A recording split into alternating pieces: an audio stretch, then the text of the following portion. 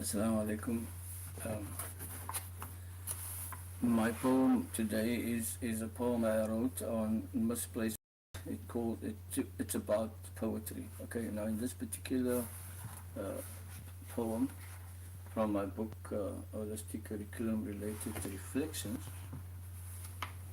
I aim to allow students to be able to analyze poetry and to be able to assess the depth of it, and then to be able to write a critique on it.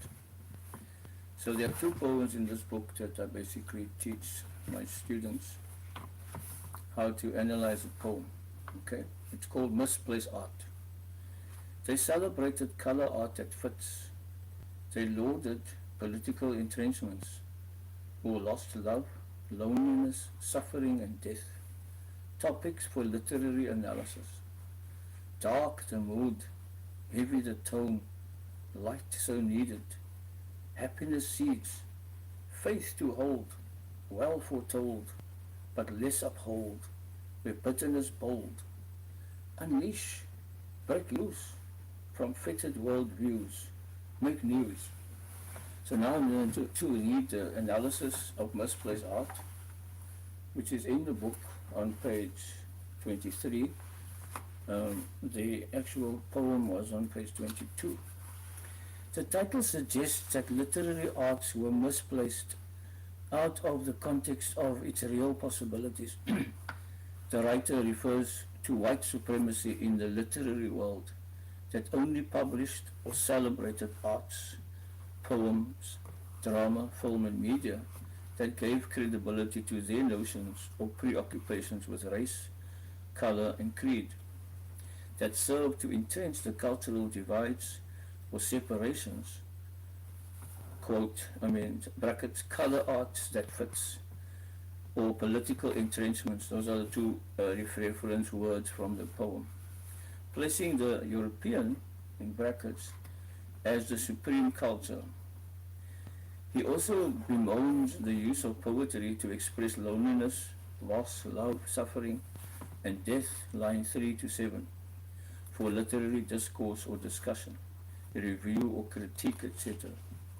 Now, what I do in this particular piece that I wrote is to increase the students' vocabulary by giving synonyms next to each other in the writing.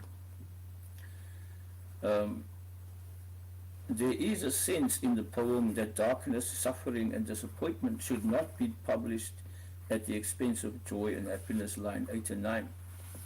The writer seems to disregard the poetry, film, song, and general negative or dark arts are often personal outlets for deep depression of individuals, communities, and it is a positive way of giving vent to their frustrations, heartaches, and depression instead of murder, suicide, riot, destruction, and crime. So here I criticized my own poem, and one of my students one day said to me, he's impressed because how can I criticize my own work? But it's to show a student how you must be objective when you do things. And also it develops skills, of self-evaluation. So the writer seems to disregard that poetry, film, song, and general negative dark arts are often personal outlets for deep depression of individuals or communities, a positive way of giving vent to their frustrations, heartaches, and depression instead of murder, suicide, riot, destruction, and crime. Another way of helping students to write better is to have a series of verbs or adjectives after each other. I cannot move too much because the camera pixels gets confused. So forgive me, man, to stuff. I love being expressive with my hands, but this camera, maybe I must get myself another camera and another speaker to do the videos. There is in the poem an appeal for happiness and light and a call for positivity in the arts. The poet reminds the reader of the prophets, peace be upon them, who brought good news and hope to the believers, well foretold. That refers to the prophets.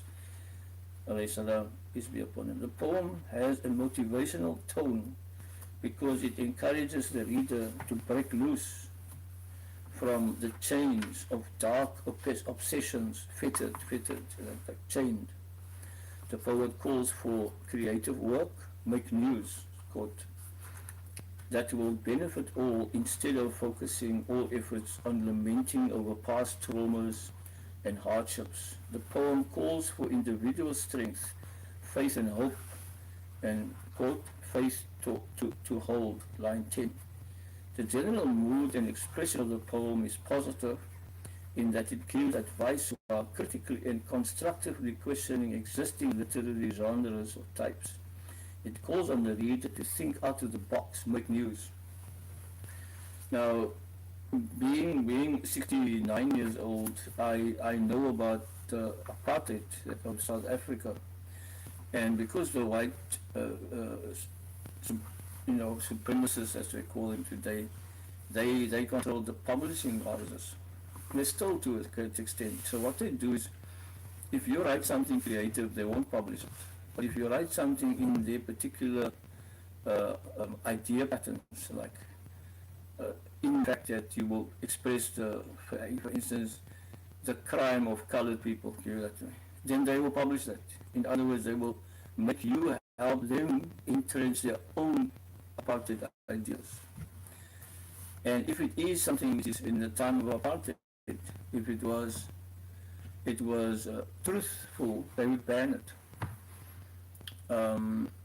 Even artwork they would ban. There's one, sometimes it regards as anti, but there's quite a very interesting factor in the art world.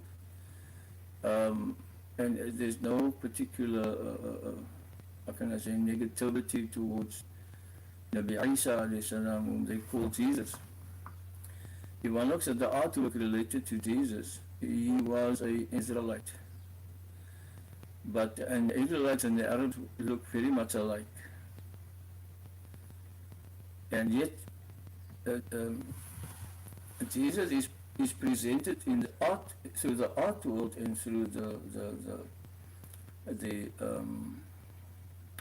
the idols that they make, which is in the church, as a white person with blue eyes and blonde hair and like long hair.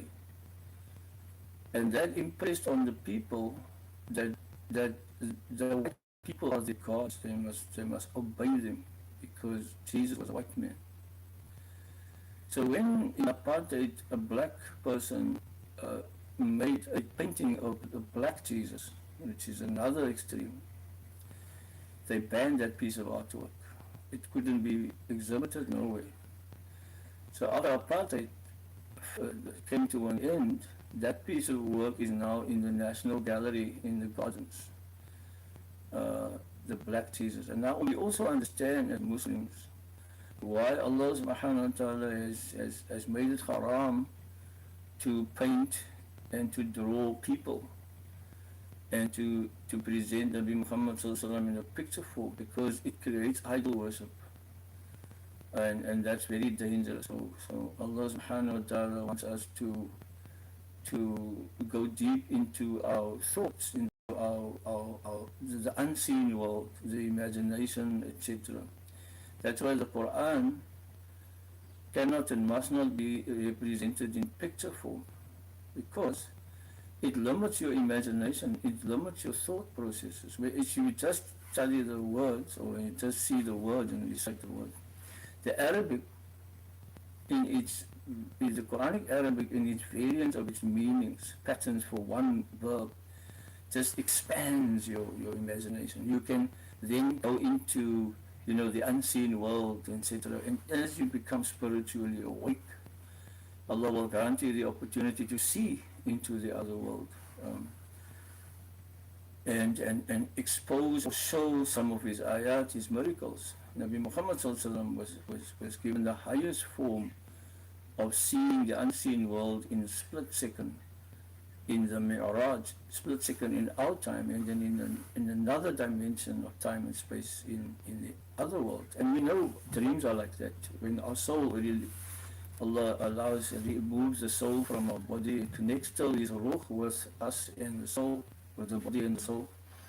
Then we sleep for like 2 minutes or a minute or a few seconds, but we actually dream like a whole period of time.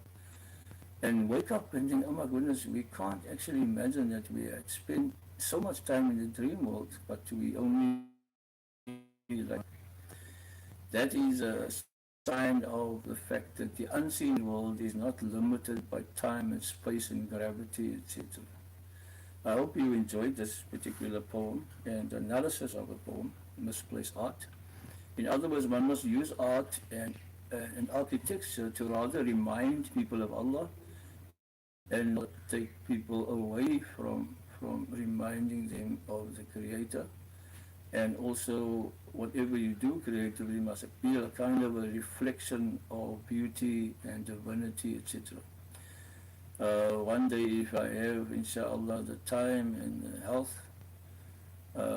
I'd like to just give a brief on the art in Islam, inshallah. There's a book that I wrote on the art of Islam, and hopefully, maybe the viewers would want to buy the books. And if you want to buy any books, you can SMS me or you can WhatsApp me on 083 394 5701 or email me at mfarnold at gmail.com, small letters, no spaces, no dots in between, mfarnold at gmail.com to order your books, and I will send you the banking details, and then we print the books on demand, and then we let you know where the pickup points are, inshallah. But the books are very deep, yet it is not thick. The idea is to read quickly or read fast and read practically, and then get involved with the advice that is there into the world of your socialization and in your families and in your communities, etc. That's the idea of the writing. So my books are very compact. You can see this book has got practically all the subjects in, but in poetry form.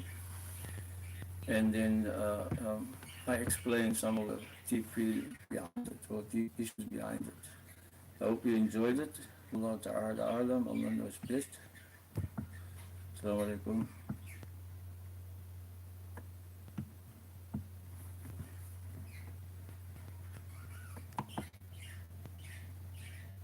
To end this